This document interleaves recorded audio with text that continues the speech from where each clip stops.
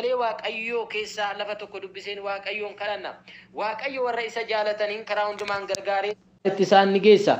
Isaanis immoo warra akeeka isaatti waamamanidha jedha. Mee waaqayyoon kadhanna.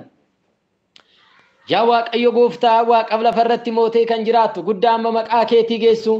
Waaqayyo waaqa Israa'elii, waaqayyo waaqa abbaa, waaqa ilmaa hafuura qulqulluu maqaa gooftaa Yesuusin. Waa'ee dubbii kee, waa'ee jecha kee, waa'ee sagalee keetiif galanni ulfinni guddaan siif haa ta'u. Jiraataa ilma waaqayyoo waa hundumaa irratti aboo qabeessa kan taate yaa waaqayyo gooftaa waaqayyo sagalee isaa ergee isaanis ni fayyise boolla du'aa keesses ni baase jedhamee barreeffameera. Waa'ee dubbii kee, waa'ee sagalee kee, waa'ee jecha kee yeroo kana maqaa gooftaa Yesuusin ulfinni guddaan galanni guddaan teessoo kee irratti siif haa ta'u. Yaa waaqayyo anaaf saba kanatti darbitee dubbachuun fedhaaf jaalala kee haa ta'u. Dhiiga fi beekuma namaarraa ta'e yeroo kana jalqabee maqaa Yesuusin gab kan jedhaatu inni hafuuraan inni sabni kun jaalatu inni saba kana yaa waaqayyo itti dubbatee waa hubachiisuu danda'u maqaa gooftaa Yesuus Kiristoos anaaf saba kanatti dubbachuun fedhaaf jaalala kee haa ta'u. Kaayyoo karoorri seexanaa wajjin hafuura xonqolaa wajjin hafuura digimtii karaa namni beekuun karaa namni hin beekne karaa namni jaalatuun karaa namni hin jaalanneef inni namatti ergamee yaa waaqayyo gooftaa jireenya namaa sammuu namaa rukutu maqaa gooftaa Yesuusin waraansi seexanaa amma yeroo kanatti maqaa Yesuusin kan kaashafe haa ta'u. Maqaa gooftaa Yesuus Kiristoosin kan rukutame haa ta'u. Yaa gooftaa waaqayyo waan hundumaa gochuu akka danda'u ani nan beeka jedhe Iyyoob. Yaa waaqayyo ati waan hundumaa gochuu akka dandeessu sabni kun yaa waaqayyo beekanii yeroo kanatti yaa waaqayyo waan isaaniif gochuudhaaf waan isaaniif raawwachuun fedhaaf jaalala kee haa ta'u. Warra beekanii si kadhatan warra yaa waaqayyo gooftaa uddoommamii si kadhataniif dubbii kee dhagaan maqaa gooftaa Yesuusin jireenyi isaanii yaa waaqayyo siin kan to'atame haa ta'u. Yaa waaqayyo dhukkuba qabu yoo ta'e yeroo kana jalqabee sa'aatii kana jalqabee dhukkuba isaanii of keessaa kan dhaban haa ta'an. Nagaan isaanii yaa waaqayyo kan jalaa fuudhame nagaan isaanii haa deebi'uuf. Sammuun dhukkubsate yaadni isaanii kan dhukkubsate yeroo kana jalqabee sagalee kee kanarraa kan ka'u. Yeroo sagalee kana dhagaan maqaa Yesuus Kiristoosin of keessaa kan dhaban haa ta'an. Waaqayyo gooftaa dhukkubni isaan keessa jiru maqaa Yesuusin haa rukutamu. Koottanaaf saba kanatti dubbadhu maqaa gooftaa Yesuusin ameen. Galanni waaqayyo waaqa jiraatatiif haa ta'u. Saba waaqayyo sagalee waaqayyo amma dubbisee ergaa Phaawulos gara warra Roomatti ergee boqonnaa 8 lakkoofsa 28 irraan dubbise. Egaa sagalee kana yeroo hunda lallabuu dandeessu lallabamuu dandeessu sagalee waaqayyo yeroo hundumaa haaraadha. Maqaa waaqayyo kan ulfaate haa ta'u. Sagalee waaqayyo kana irra deebi'een dubbisa akkanadha. Waaqayyo warra isa jaalatan karaa hundumaan gargaaree gara gaariitti isaan ni geessa. Isaan warra akeeka isaatiin waamamanidha. Warra duraan dursee beekuma isaatiin fo'atedha. Fakkaatti ilmaan obboloota baay'eedhaaf hangafa ta'uuf jiruudha. Maqaan waaqayyoo kan ulfaate haa ta'u. Egaa saba waaqayyoo dubbii waaqayyoo mata duree qabannee kan waliin ilaallu yeroo kanatti waaqayyoon jaaladhu waan barbaaddee hundumaa irratti si gargaaree gara gaariitti si ceesisa isa jedhu dubbii waaqayyoo waliin ilaalla. Waaqayyoon jaaladhu karaa hundumaa si gargaaree beekuma isaatiin si fo'ate waan ta'eef gara gaariitti si geessa yookiin si ceesisa isa jedhu mata duree qabannee waliin ilaalla. Maqaan waaqayyoo kan ulfaatee fi kan eebbifame haa ta'u. Egaa saba waaqayyo warra isa jaalatan karaa hundumaan gargaaree gara gaariitti isaan ni geessaadha. Gara gaariitti geeffamuu yoo barbaaddan gara gaariitti isa waaqayyo si yaade san bira ga'uu yoo barbaaddan saba waaqayyoon jaalachuu qabdu. Warri waaqayyoon jaalatan saba waaqayyoo karaa hundumaan ni gargaaramu. Karaa tokkoon hin jenne karaa lamaan hin jenne karaa hundumaan gargaaramu. Maqaa gooftaa Yesuusin waaqayyo waaqa jiraataa kee jaalachuurraa kan kee yeroo kana daqiiqaa kana jalqabee waaqayyo si gargaaree gara gaariitti si haa geessu. Waaqayyo warra isa jaalatan karaa hundumaan gargaaree gara gaariitti isaan ni geessaadha. Isaan warra akeeka isaatiin waamamanidhaan warri waamamicha waaqayyoo qaban waamichi waaqayyo waaqarraan nu qaqqabeera. Inni waaqarraan waame kun immoo saba waaqayyoo gara gaariitti gargaaree nu geessudha. Karaa hundumaan nu gargaaree haala kam keessattuu haa ta'u haala mijatu haala mijanne kamiyyuu haa ta'u nu gargaaree gara gaarii iddoo gaarii isa nu qabuudha. Maqaan waaqayyoo ulfaatu. Kanaaf saba waaqayyoo warra lafa kanatti kan ilaallu isaan warra akeeka isaatiin waamamanidha. Akeeka waaqayyoon nu waame. Waamichi waaqayyo nu qabu saba waaqayyoo akeeka isaatiin nu waame kan nu fo'ate isadha. Iyesuus maqaan isaa bara baraatti kan ulfaate haa ta'u. Warri akeeka Waaqayyooti waamamtan, warri saba Waaqayyoo beekumsa Waaqayyootiin fo'amtan gammadaa. Si Waaqayyoo warra jaalatanidha, maqaan Waaqayyoo haa ulfaatu.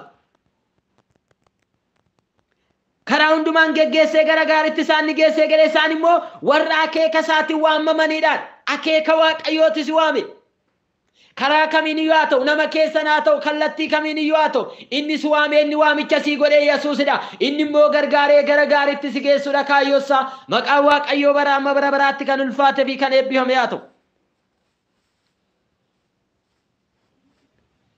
Warra duraan dursee beekuma isaatiin fo'ateedha. Saba Waaqayyoo nuti kan nuti fo'amne beekuma namaatiin, dandeettii namaatiin yookiin immoo beekuma keenya dandeettii keenya nuti ta'in saba Waaqayyoo beekumsa Waaqayyootiin kan fo'amneedha. Haleluuyaa.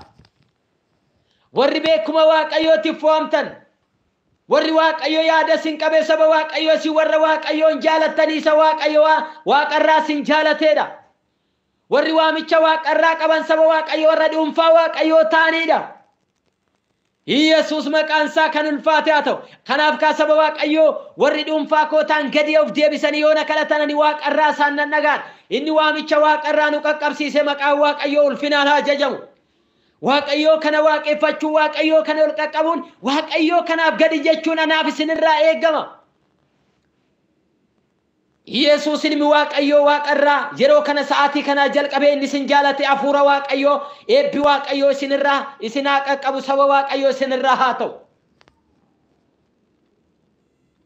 Warra duraan dursee beekuma isaatiif fo'ateedha. Saba Waaqayyoo beekuma Awurooppaa yookiin addunyaan tu wal geessee waamtee doonteen isa aardii kana waan hundumaa gochuu danda'u hundumtuu qabannaa harka isaa keessa kan jiru Waaqayyoo isa waan hundumaa danda'utu anaaf isin waame.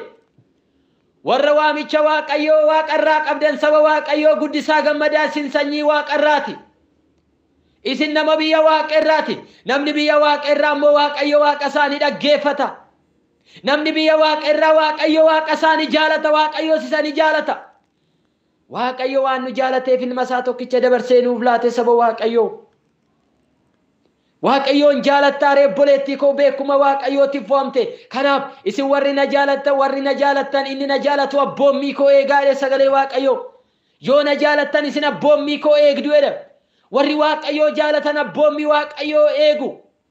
Waaqayyoof abboomamu, jallina irraa fagaatu, amina irraa fagaatu, biyyaan zarii irraa wal qoodu irraa fagaatu. Maqaa Gooftaa Yesuusin isa nu jaalate isa nu waame kanaaf akkan abboomamne inni danqaaf danqaraanaaf isinitti ta'u humna maqaa Gooftaa Yesuusin jireenya kiyyaaf jireenya keessan irraa kan caccabe haa ta'u. Firoota Waaqayyoo warri fira Waaqayyoo taata warri Waaqayyoon jaalatan isin warri na jaalatan yoo na jaalatan abboommii koo eegdu jedhe wangeela Yohaannis boqonnaa 14 lakkoofsa 15 irratti dhagnee yoo laal. Saba Waaqayyoo jaalala jechuun maal jechuudha? Akka abboommii Waaqayyootti jiraachuudhaadha. Ergaa Yohaannis lammataa tokko lakkoofsa 6 irratti dhaqxanii yoo laaltan. Jaalala jechuun akka abboommii Waaqayyootti jiraachuudhaadha. Waaqayyoof akkan abboomamne, Waaqayyoon akkan jaalanne, Waaqayyoof akkan hojjenne, inni danqaaf danqaraa nuti ta'u hafuurri Yuusiifar qomoorra zariirraa inni anaaf isinitti ergamu ganama kana qilleensarraa naannoo keenyarraa jireenya keenyarraa kan rukutame haa ta'u.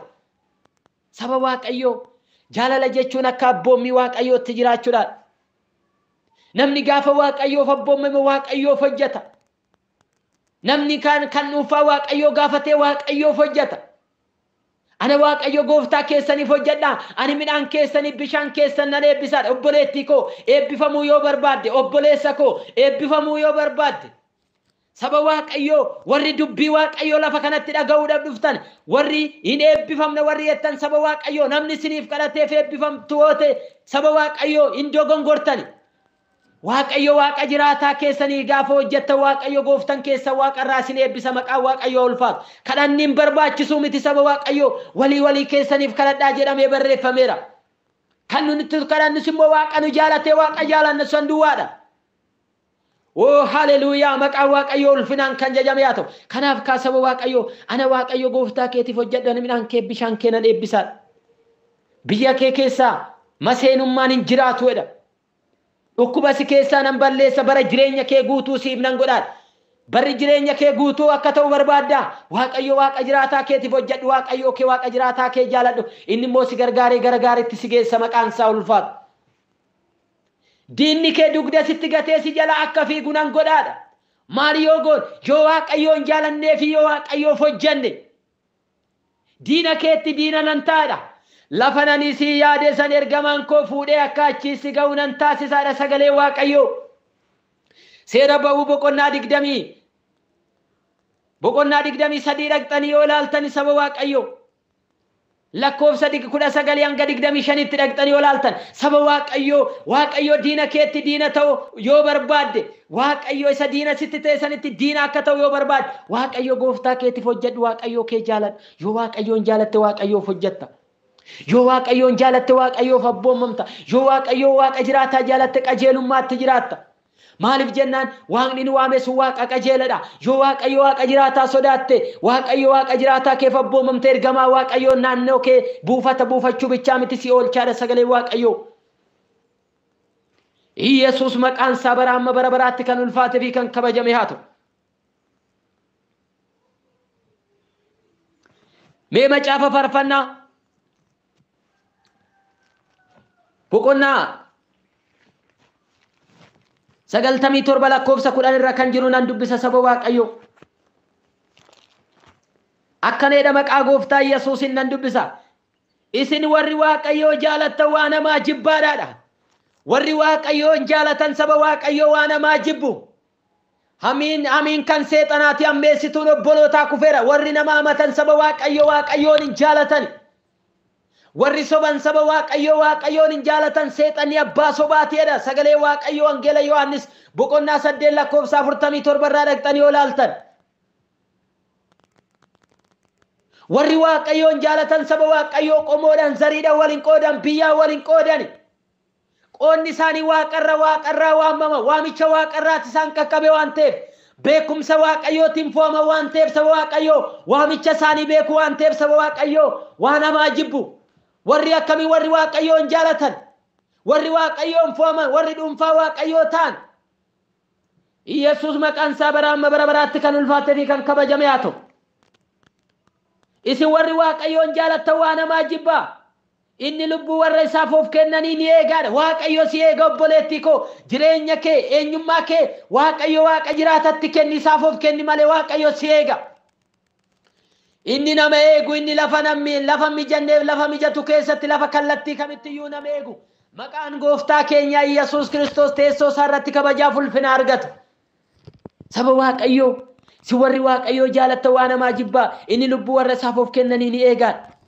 harka jallootaa keessas isin oolchaadha waaqayyo harka jallina harka badii keessaa si oolcha waaqayyo kee jaaladhu malee kanaaf ka waaqayyo warra isa jaalatan karaa hundumaan gargaaree gara gaariitti isaan ni geessadhe garbichi waaqayyo Phaawulos saba waaqayyo Roomee boqonnaa 8 lakkoofsa 28 kan inni ragaa nu ba'u kanaaf inni lubbuu warra isaaf of kennanii ni eega harka warra jallootas isaan ni oolcha namni qajeelaan ifti'a warra qajeelotaafis gammachuudhaan ni ba'a qajeelotaan nana waaqayyotti gammadaa seenaa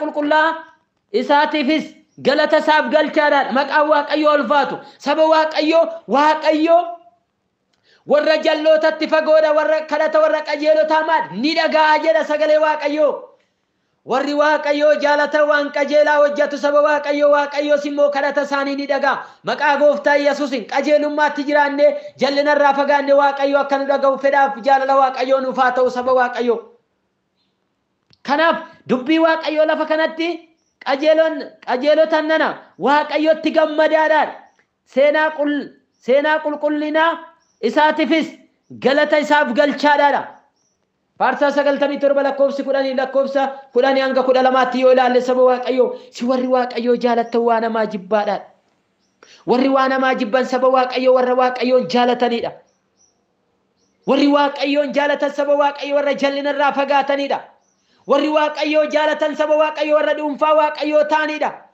warri waaqayyo jaalatan saba waaqayyo warra beekuma waaqayyootiin adda baafamanidha warri waaqayyo jaalatan warra dubbii waaqayyo dhagaanidha kanaaf ka sagalee waaqayyoo ergaa Yohaannis duraa boqonnaan 4 lakkoofsa 6 irratti nuyi kan waaqayyooti namni waaqayyoon beeku nu dhaggeeffata inni waaqayyoon hin beekne nu dhaggeeffatu hafuura dhugaaf hafuura sobaa gargar baasnee ni hubannaadha namni waaqayyoo Yohaannis saba waaqayyoo warri waaqayyoo jaalatan isaan kan waaqayyooti waan ta'aniif dubbii waaqayyoo ni dhaggeeffatu warri dubbii waaqayyoo dhaggeeffatan ni jiraattu malee hin baddan maqaa waaqayyoo ulfinaan haa jajamu kanaaf ka garbichi waaqayyoo Isaayyaas boqonnaa 55 lakkoofsa 3 lakkoofsa 2 hanga 3 tti dhaqxanii olaaltan akka jiraattaniif gurra keessan gara dubbii kootitti qabaa kan inni jedhe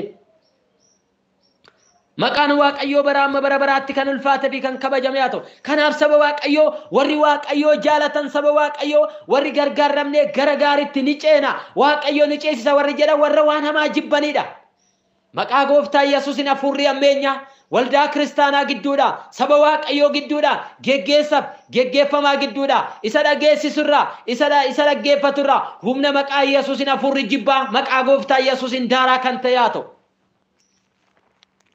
saba waaqayyoo si warri waaqayyoo jaalatan waan hamaa jibbaadha sagalee waaqayyoo mee fakkeenya boqonnaa 8 irraa ni ilaala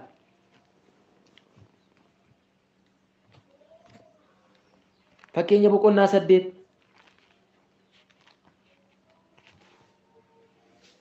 nan dubbisa maqaa gooftaa Yesuusin akkanedha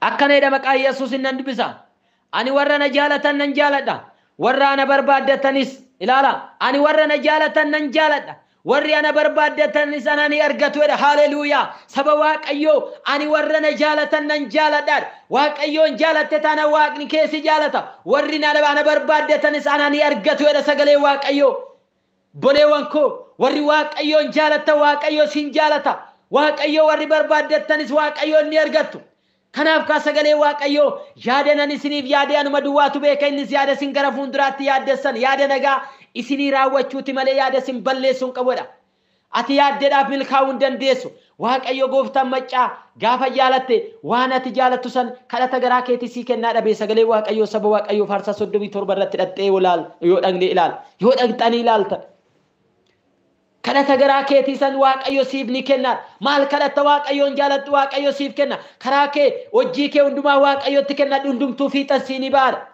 faarsaa 34 lakkoofsa 5 irraa dhaqaa ilaala 37 lakkoofsa 5 irraa kadhata garaa keetii akkasii kennu yoo barbaadde waaqayyoon jaaladhu jallina irraa fagaadhu amina irraa fagaadhu maqaa gooftaa Yesuus Kiristoosin inni nammeenyatti nama oofuma humna maqaa Yesuus naannoo keenya irraa kan xaragame haa ta'u obboleewwan koo ani warra na jaalatan nan jaaladha warri ana barbaadatan ni argatu kanaaf ka sagalee waaqayyoo garaa keessan guutuudhaan yoo barbaadatan ana ni argattu anis immoo akkasin na argattan nan godhaa boojuu keessan hundumaa isiniif nan deebisa biyyan itti isin tamsaase keessaa walittan isin qabaadha sagalee waaqayyoo Ermiyaas boqonnaa 29 lakkoofsa 11 kaastanii hanga 14 hanga 15 16 yoo ilaaltan waaqayyo boojuu keessiif kenna waaqayyo kee waaqa jiraataa kee jaaladhu inni karaa hundumaan gargaaree gara gaariitti si geessa maqaan waaqayyo bara amma bara baraatti kan ulfaateef kan kabajame haa ta'u maaliif jennaan saba waaqayyo noo jaalanne ba'aa keenya yoo isatti kenne waaqayyo ba'aa keenya nurraa lafa kaa gara waaqayyo koottaa gara koo koottaa inni jedhee ba'aa keenya nurraa buusuudhaaf waaqayyoon sagalee waaqayyo inni dubbatu saba waaqayyo Maatiyos boqonnaa 11 lakkoofsi 28 fi 29 warri ba'an keessa isinitti ulfaate gara waaqayyo geessa waaqayyo isinirraa lafa kaa kanaaf saba waaqayyo gara waaqayyootti dhiyaachuun warri waaqayyo jaalatan gara waaqayyootti dhiyaatu maqaan waaqayyo bara amma bara baraatti kan ulfaate fi kan kabajame haa ta'u kanaaf saba waaqayyo waaqa jiraataa keenya akka jaalan waaqayyo waaqa jiraatan immoo gara gaariitti akka nu geessu beekne yeroo hundumaa waaqayyoon jaalachuu akka qabnu sagalee waaqayyo ni dubbata maqaan waaqayyo ulfinaan ajajamu mee seera keessa deebi'i boqonnaa 30 lakkoofsa 19 irraa qabeen dubbisa saba waaqayyo akkanedha ani har'a jireenya fi du'a eebba fi abaarsa si dura akkan kaa'e waaqaf lafa waamee isin irratti dhugaa nan baasisa kanaafis ijoollee keessaniif akka jiraattan jireenya fo'adhaadha saba waaqayyo ani har'eedha eebba fi abaarsa si fuuldura kaa'eera eebbatti jiraatta moo abaarsatti jiraatta jireenyatti jiraatta moo du'atti jiraatta isa kana maadha fo'adhuudha saba waaqayyoo fo'anneerra waan fo'amneef waaqayyoo Kiristoos nu wayya waan jenneef saba waaqayyoo lafa kanatti akka kanatti walitti qabamne warri waaqayyoon jaalatan immoo waan warri biyya lafaa hojjetan hin hojjetan maaliif jennaan isaan nama biyya waaqarraati sagalee waaqayyoo nuyi nama biyya waaqarraati gooftan keenya fayyisaan keenya achi nu dhufa jennee ni eeggannaadha namni waaqayyoo Phaawulos roo Filiphoosi boqonnaa 3 lakkoofsa 20 irratti warri waaqayyoo isaanii garaa isaanii godhatan garuu waaqayyoon isaanii garaa isaaniitti salphina ulfinatti ni lakkaawwatu obboleettii koo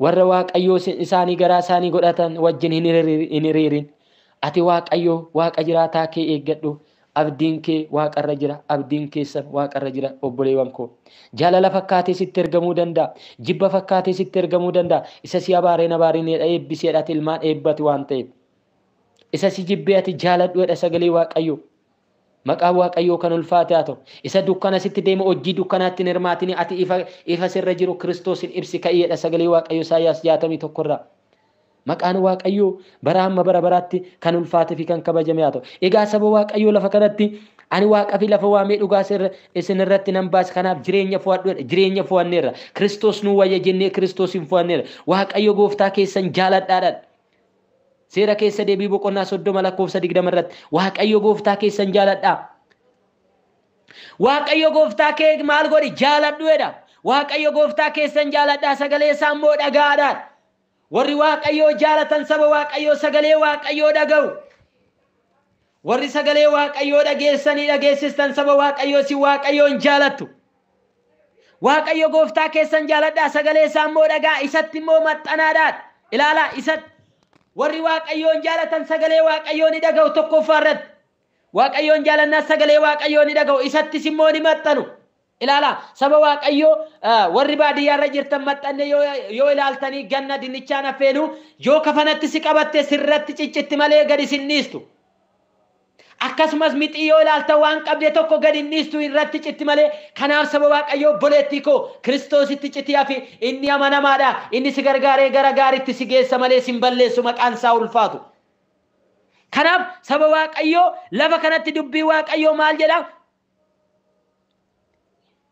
isatti immoo maxxanaa inni jireenya keessa waan ta'eef biyya inni abboota keessan Abrahaamiif Isiyaaqiif Yaaqoobiif kennuudhaaf abdachiise keessa bara dheeraa isiniif ni kennaadha bara dheeraa barbaaddaa boleessa koo bara dheeraa barbaaddaa boleettii koo bara dheeraa barbaadduu saba waaqayyo gooftaa keessan jaaladhaa sagalee isaa dhammoo dhagaa isatti immoo maxxana maqaan waaqayyoo bara amma bara baraatti kan ulfaate fi kan kabajameef kan ulfaate haa ta'u kanaaf jireenya fo'adhaa ofii keessan irra dabartanii ijoollee keessaniifuu ni jiraattuudha isa kana ka warra waaqayyoon jaalatutu ijoollee isaaniitiif illee jiraachuu danda'a saba waaqayyoo gaafa kana goone waaqayyoon gaafa jaalanne sagalee isaa dhageenya sagalee isaa dhaga'uu duwwaa miti immoo isatti ni maxxanna inni immoo Sabboota keenya Abrahaam fi Isiyaaqiif Yaaqoob abdachiise san bara dheeraa anaaf isiniif ni kenna.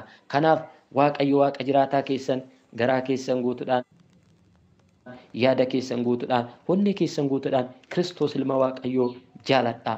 Waaqayyo gooftaan maccaa isinaa eebbisu. Mee macaafa faarfannaa boqonnaa 91 irraa haa ilaalu.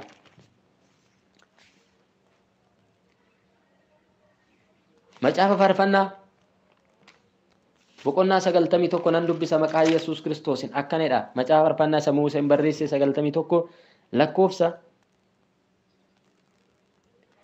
14 irraa akkanedha nan dubbisa. Waaqayyo immoo sababii inni na jaalatee anatti maxxanuuf ani isa nan oolchaadha. Ilaala waaqayyo sababii inni na jaalatee anatti maxxanuuf akkuma seera keessa deebii boqonnaa 30 lakkoofsa 20 irraa ilaalle saba waaqayyo sababii inni na jaalatee anatti maxxanuuf ani isa nan oolchaadha. Ooluu yoo barbaade rakkina jalaa dhukkuba jalaa bara darbaa kana bara sodaachisaa kana jalaa ba'uu yoo barbaade ooluu yoo barbaade waaqayyoon jaaladhu waaqayyotti immoo maxxani. Maqaa waaqayyoo kan ulfaataa ta'u waaqayyo immoo jedha sababii inni na jaalateef anatti maxxanuuf ani isa nan oolcha. Ooluu yoo barbaanne waaqayyo haa jaalannu isatti immoo maxxan. Waan inni maqaa koo beeksisuuf eegumsaan oli isa nan qabaadha.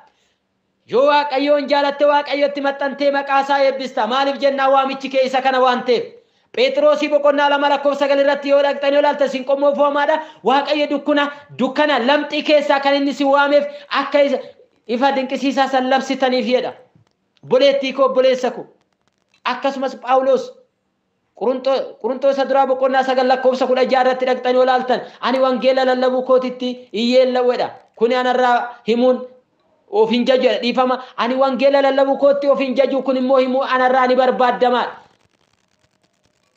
Wanti kun waan namarraa natti hin kennamne Waaqayyo biraa adaraa natti kennamuu isaati. Bu'aan koo maaliree? Bu'aan koo lubbuu kootiidha. Saba Waaqayyo firoota koo gaafa dubbii Waaqayyo kana lallabnu bu'aa biyya lafaatiif miti. Bu'aan keenya Kiristoos harka lubbuu keenya oolfachuudha maqaan isaa ulfaatu. Kanaaf saba Waaqayyo lafa kanatti faarsaa 91 lakkoofsa 14 irratti kan inni dubbatu Waaqayyo immoo sababii inni na jaalate anatti maxxanuuf ani sanan oolcha waan inni maqaa koo beeksisuuf eegumsaan oli sanan qabaadha. Kanaaf saba Waaqayyo isin namoota fuulduratti dhugaan naa baatan anis ergamoota Waaqaa fuulduratti dhugaan isiniif nan ba'aadha. Warri Waaqayyo jaalatan Kiristoosiif dhugaa ba'u. Warri Kiristoosin jaalatan saba Waaqayyo wangeela tola lallabu. Isa kana dubbii Waaqayyo ani qarshii argadheef ani baajata argadhe jedhee yookiin immoo ani baajata dhabeef jedhee too Kiristoosin lallabuu hin dhiisu. Waaqayyotti maxxanii yeroo hundumaa isa isatti maxxanii isa oolchusa yeroo hundumaa dhuga baatu isaa ta'a. Waaqayyo nama akkasiin waa taasisa. Egaa saba Waaqayyo namni garaa isaatti amanee afaan isaatiin immoo beeksise ni fayyaadha. Fayyina barbaaddaa Kiristoosin beeksise. Roomee boqonnaa 10 lakkoofsa 8 irraa dhaqne yoo ilaalle ni argina. Maqaa Waaqayyo ulfaata. Mee lafa sanarraa nan dubbisa Roomeerraa. Roomee boqonnaa 9 dhiifama. Roomee boqonnaa 9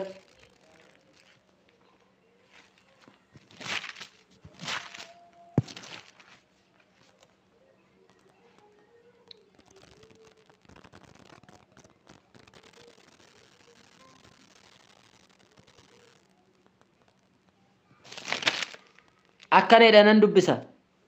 Roomee boqonnaa 10 dhiifama boqonnaa 10 lakkoofsa 9 irraa akkanedha dubbata. Iyyesuus gooftaa akka ta'e afaan keetiin beeksiftee Waaqayyo du'aa akka isa kaase immoo garaa keetti yoo amante fayyina bara baraan ni argatta. Iyyesuus gooftaa akka ta'e ilaala. Iyyesuus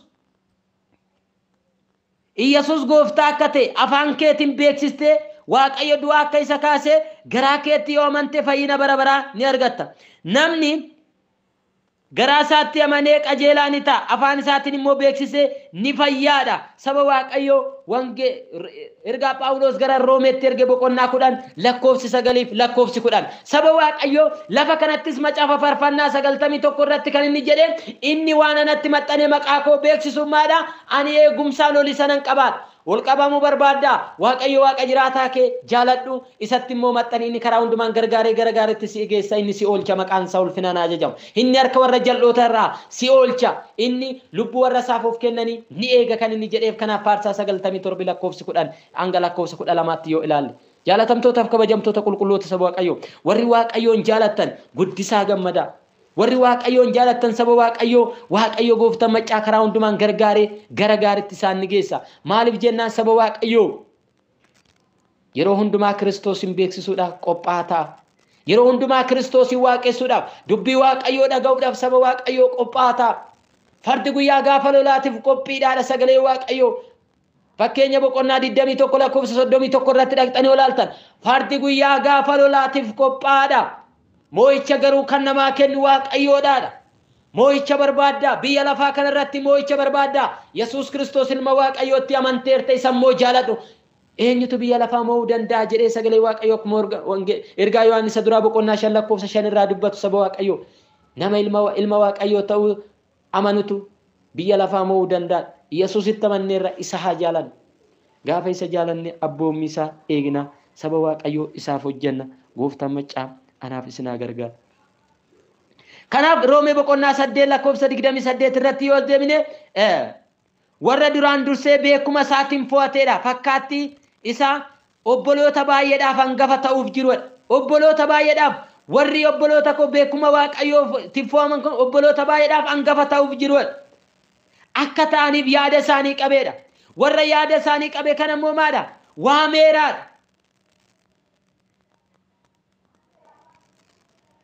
warra waame immoo qajeelota isaan godheera warra qajeelota godhe immoo ulfinaan isaan geedha saba waaqayyo salphina keessaa gara ulfinaatti nu waameera seexana qaallichaa dhibbaan si kiise 50 si jalaa ka'e kan jedhanii san waaqayyo moo'icha siilaateera ulfina siilaateera ulfina namni biyya lafaa siin kennine waaqayyo ulfina addaa sii kenne maaliif jennaan biyya lafaa kanarratti namni tokko yookiin moosisee immoo booda buusuu danda'a si shoomee si shaaruu danda'a waaqayyo garuu moo'ichi inni sii kenne seexana irratti xonqolaa jawwee torban qabaarra ejjachuu akka dandeessu moo'icha siilaateera kanaaf maaliree ulfinaa si gaheera isa si salphisu san irratti waaqayyo gooftaan macaa irra ejjatte akka isa galateeffattu akka isa maqaa isaa beeksistu waaqayyo si waameera waamichi waaqayyo siif godhe beekumsa waaqayyo waamicha waaqa irraati maqaan isaa ulfinaan ajajamu kanaaf saba waaqayyo warri akkanaa warra biyya waaqa irraa warra ta'anii warra dubbii waaqayyo dhagaanii fi warra waan namaa jibbanii warra waan namaa irraa goran duwwaadha maqaa waaqayyo haa ulfaatu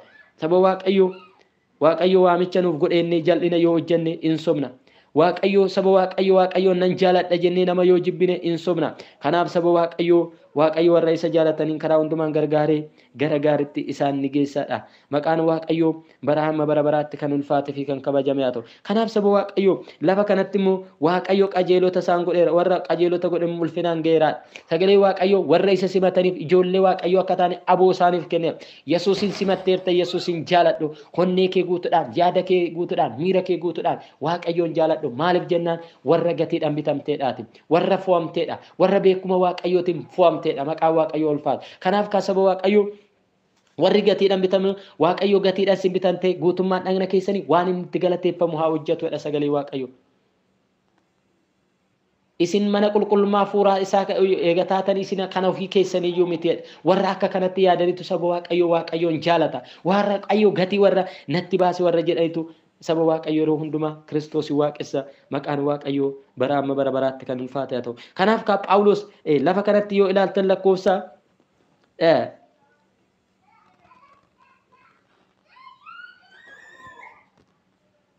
lakkoofsa 8 irratti dhagnee yoo ilaalle